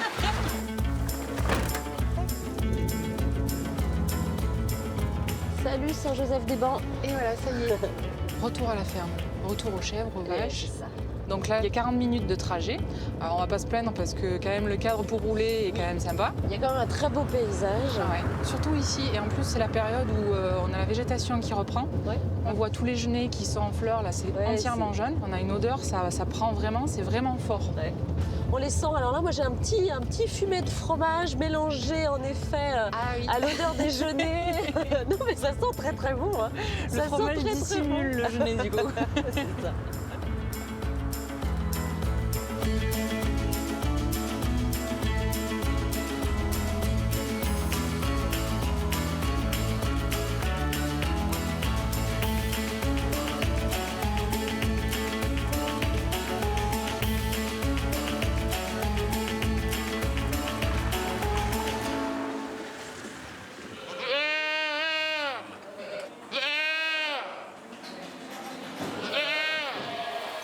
Oui. Les filles, voilà. Et voilà les bêtes. Voilà les vaches et les chèvres qui donnent le bon lait, qui permettent de faire tes fromages. Et voilà le patriarche. Et voilà le patriarche. Le vieux. Mon papa Denis. Oh non, le patriarche. Non. Bonjour. Non. Ça fait plus souple, hein, le vieux. Ouais. Patriarche, c'est celui qui commandait, qui tenait la... Non, fini ça. Qui tenait la ferme. C'est elle qui commande maintenant alors? Oui, voilà. Non, mais ça va, ça se passe bien. Et puis c'est bien de voir une jeune fille comme votre fille, hein, prendre comme ça la relève d'une ferme. C'est vrai, c'est vrai. Parce que c'est quand même assez difficile et c'est pas évident. Hein. Elle est jeune, bon, encore tout pour elle. Oui. C'est quoi comme race de vache là que vous avez? Ben, c'est des Montbéliardes, peu ou pour abondance, mais très peu. C'est ce qu'on retrouve ici en Ardèche, hein, principalement la Montbéliarde? Oui, hein, en laitier, c'est des producteurs de lait, ou donc c'est celles qui font le mieux, qui s'adaptent le mieux. Et puis bon, elles s'acclimatent assez dans les terrains, un peu en pente. Un peu escarpées, parce qu'en fait, elles passent leur journée dehors. Hein. Oui, voilà. Hein, là, c'est juste pour le casse-croûte. Voilà.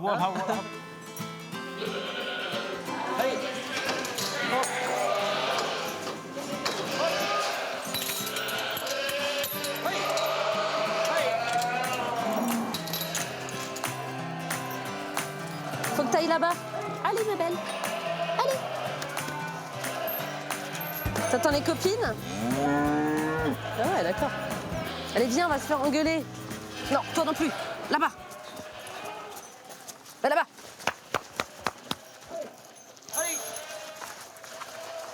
Allez, filles, au salon. Ça me fait ça.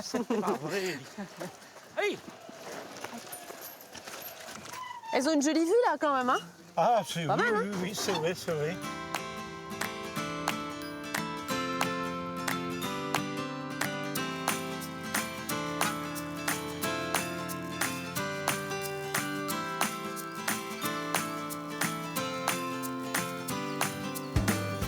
On repart pour une petite cueillette, là, Virginie, entre filles, avec Manon, ta petite nièce. Oui. Qu'est-ce que tu veux qu'on ramasse, alors, exactement? On va ramasser les petites violettes. Alors, c'est la pensée sauvage. Et du coup, on va en faire de la gelée. On a une jolie vue, là. Hein. Avec en face le Mont Gerbier de Jonc. Le Mont Gerbier de Jonc. Ça reste un symbole, là, ici, hein, de cette partie de l'Ardèche. Oui.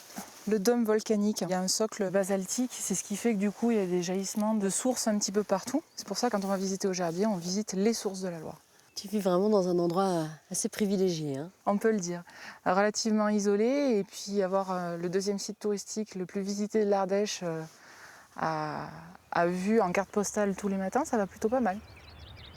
Ça t'a jamais traversé l'esprit de quitter ces terres? Si, à un moment la question s'est posée, mais j'envisageais pas de changer de coin, quoi. Et je me suis toujours sentie plus à l'aise, du coup, isolée en campagne, même s'il fallait faire 50 km pour aller voir un film au cinéma. On reste quand même mieux ici, quoi. Et je sais que j'ai eu des périodes où on partait un peu à Paris ou des choses comme ça. Bah, quand on revient, on a une tendance à embrasser le sol, quoi.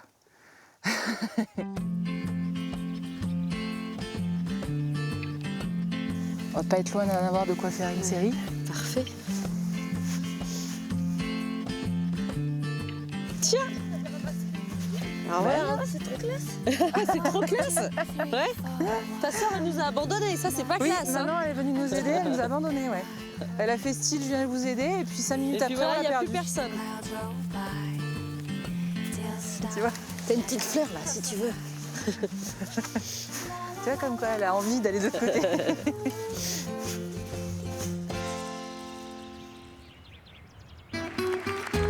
Si les petits Ardéchois ont les yeux qui brillent, c'est parce que chez eux, il y a souvent des acrobates dans les airs.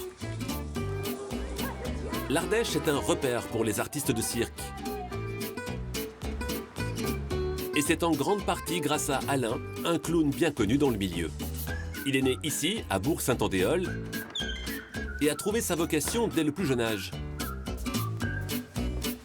Le Poppy Circus, c'était une troupe d'enfants voilà, qui était la première compagnie que j'ai montée quand j'avais 15 ans. J'avais déjà l'idée d'être clown et qui me tenait au cœur. Et on avait des moyens quand même, car nous avions acheté une estafette Renault que nous avions fait peindre à notre effigie. Avant de monter sur les planches, Alain a grandi au milieu des planches. Son père était menuisier. Et cet atelier familial, il l'a transformé en lieu de répétition. Ça, c'est ce qui reste de la menuiserie. Donc, c'est l'établi du papa. En fait, c'est un lieu de fabrique ici. C'est toujours un lieu de fabrique. Alors, on fabriquait des fenêtres, on fabrique des portes. Maintenant, on fabrique des spectacles. Voilà, mesdames et messieurs, bonsoir, bonsoir et bienvenue. Ça nous fait vraiment... Le double d'Alain, c'est Félix Tampon, un personnage bienveillant et facétieux. C'est important. C'est bon, ça va aller. Voilà. Avec sa femme, ils ont créé un spectacle qu'ils jouent ensemble dans la rue. Et qu'ils répètent avec rigueur. On s'échauffe, hein. Après, vous allez voir, après, là, c'est juste le début. Là. Et,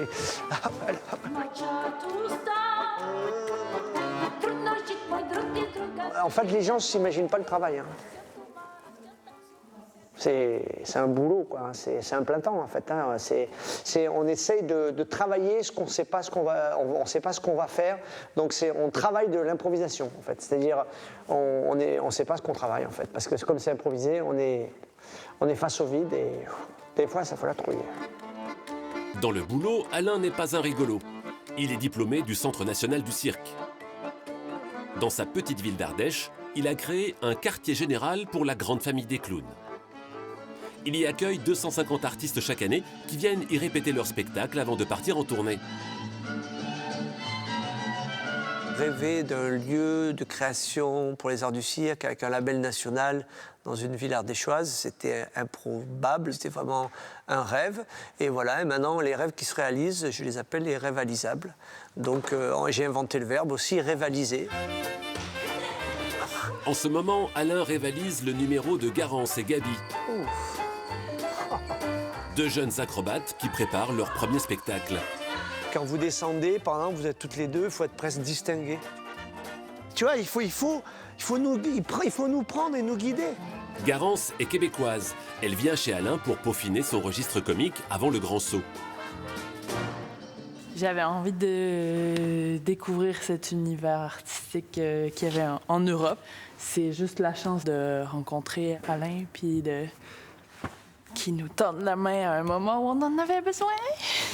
C'est une forme de transmission. Moi, j'ai des gens qui ont passé beaucoup de temps à me regarder, à me mettre en scène. Et je trouve qu'arriver à un moment de son parcours, c'est aussi super de se mettre de l'autre côté et aider des gens, soutenir des gens sur la création, en fait. Une fois par an, pour la grande journée portes ouvertes, Alain enfile son costume de maître de cérémonie. Donc le cirque aujourd'hui, il est totalement diversifié, il y a des formes très contemporaines, il y a des croisements dans tous les sens avec la danse, avec la musique. Il fait visiter sa maison de clown, qui est aussi celle des apprentis acrobates. C'est un lieu où il y a beaucoup de stages. Il y a beaucoup d'ateliers ici pour les enfants.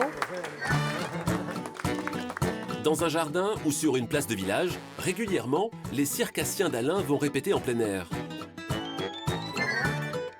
Une façon de se rôder, mais aussi de faire profiter aux passants d'un spectacle gratuit.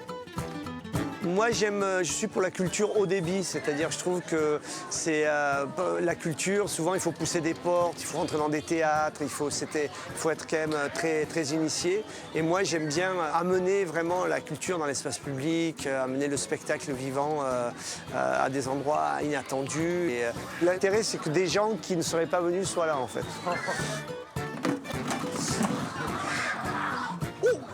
J'étais au parc pour la petite et on est tombé dessus par hasard. C'était super. De l'acrobatie, de l'humour, c'était très chouette. Les Ardéchois sont conscients de leur chance. En France, il existe une dizaine de pôles nationaux des arts du cirque. Mais celui d'Alain est le seul implanté en milieu rural.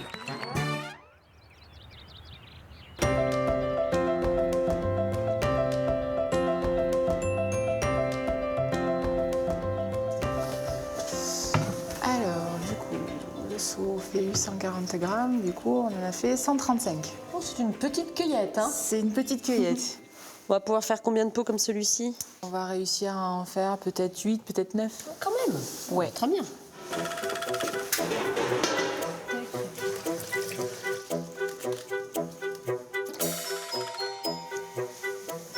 Et du coup on jette les fleurs. Comme ça? Donc ça, ouais, à froid. Okay. Avant ébullition. Je mets tout? Ouais. Ok. Voilà. Et du coup, on va attendre jusqu'à l'ébullition et on va laisser bouillir après 5-10 minutes. Voilà. Et ça va prendre la couleur.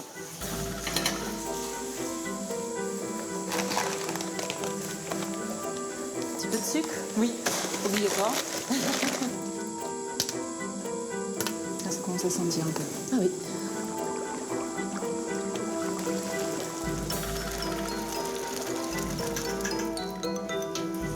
Un beau violet naturel, hein? Oui, prends bien la couleur de la fleur. On va presser un peu pour essayer de récupérer le peu de jus qui reste. Hop, et voilà.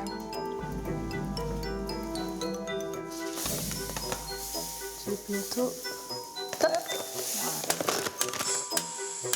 L'agar-agar, c'est une gélatine naturelle, c'est une algue, hein, en fait. Oui, c'est une algue, ouais.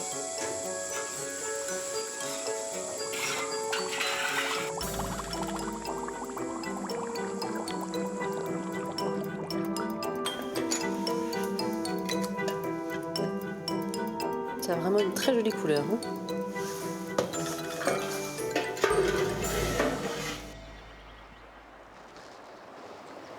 Ben voilà, Sophie, on longe la Loire.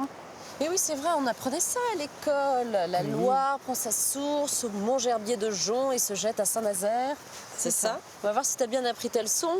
Le plus grand fleuve de France parcourt combien de kilomètres? Alors, si je me trompe pas, c'est 1006. Je passe le bout là et attaque-le, toi.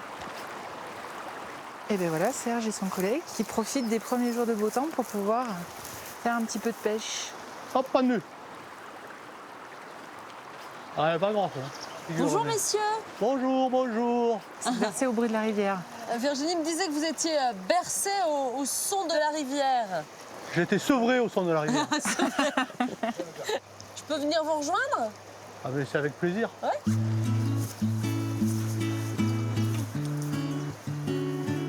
Salut Serge. Ma chère Sophie. Alors montre-moi un peu le geste, parce que c'est ça qui est beau dans la pêche à la mouche, c'est le geste. On pêche à la mouche pour le spectacle. Alors c'est vrai que le geste, ça. c'est beau, hein. Même quand on est tout seul. Donc on a une imitation qui ne pèse rien. Donc si on veut la lancer, le geste c'est le fouet. C'est-à-dire en bas c'est plus important et en haut ça finit tout fin pour pouvoir poser cette mouche. On a un geste en 4 temps. Hein. Voilà. Là on a posé la mouche, on arrache la mouche, on fait un arrière pour que ça se détende et hop on repart. Alors c'est 1, 2, 3, 4. Voilà, c'est à toi. Ah ouais, avec plaisir. Tu te rends compte, est-ce que tu réalises qu'avec Bruno, vous êtes les premiers pêcheurs sur la Loire? C'est vrai? On est les premiers pêcheurs sur la Loire puisqu'on est aux sources, oui. Bah ça oui. c'est vrai. Eh ben oui, c'est vrai. Ah ouais. Tac, tac. Pas du tout. C'est pas si mal. Tac, tac. Ah, pas du tout. C'est quand même une pêche technique qui demande beaucoup d'attention. Alors on pense plus à rien. Eh ben voilà, je l'ai le geste là. Voilà. Alors là. Serge, je crois que j'en ai attrapé une. Ah, je crois qu'elle y est. Oh, bravo Sophie. Serge, regarde. La première truite de Sophie dans la Loire. Virginie. Oui. Regarde. Elle est magnifique, Elle est félicitations. Bon, je vais te relâcher, petite truite. Tu descends ta main le long de la hameçon, hein. Ouais, Tu attention. serres l'hameçon et tu secoues un peu l'hameçon. Vas-y, vas-y. Et là, ça ira tout Super, seul. là. Allez, bonne route jusqu'à Saint-Nazaire.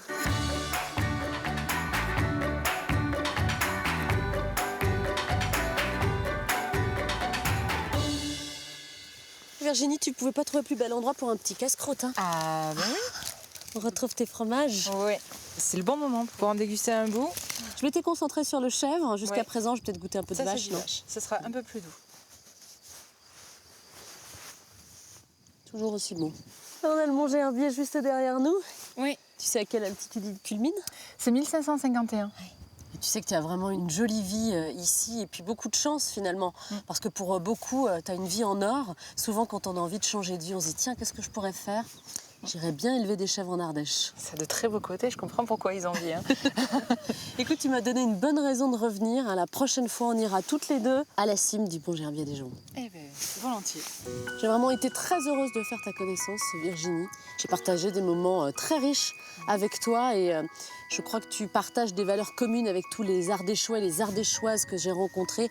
Vous avez à cœur de préserver votre nature et votre environnement et je vous comprends parce que vous avez la chance de vivre dans un département vraiment superbe. Vraiment. Oui, on essaie de le préserver d'ailleurs. Mille merci pour ton accueil. Hein, Mais tu salueras ton pourquoi papa pour moi. Ok. Moi, je vous embrasse très très fort. Voilà. Je ne peux que vous inciter à venir ici en Ardèche. J'espère que ces aventures vous auront plu. Moi, je vous dis à très bientôt. Je vous embrasse très fort. Si vous voulez retrouver ces aventures, rendez-vous sur les réseaux sociaux où vous avez aussi le replay. Allez, à très bientôt et comme d'habitude, faites de beaux voyages. Et définitivement très bon ce fromage.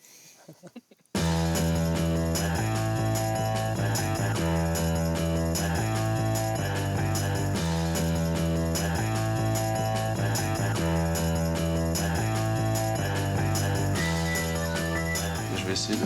Non. Tu vois? Ah, tu vois? Je suis obligé.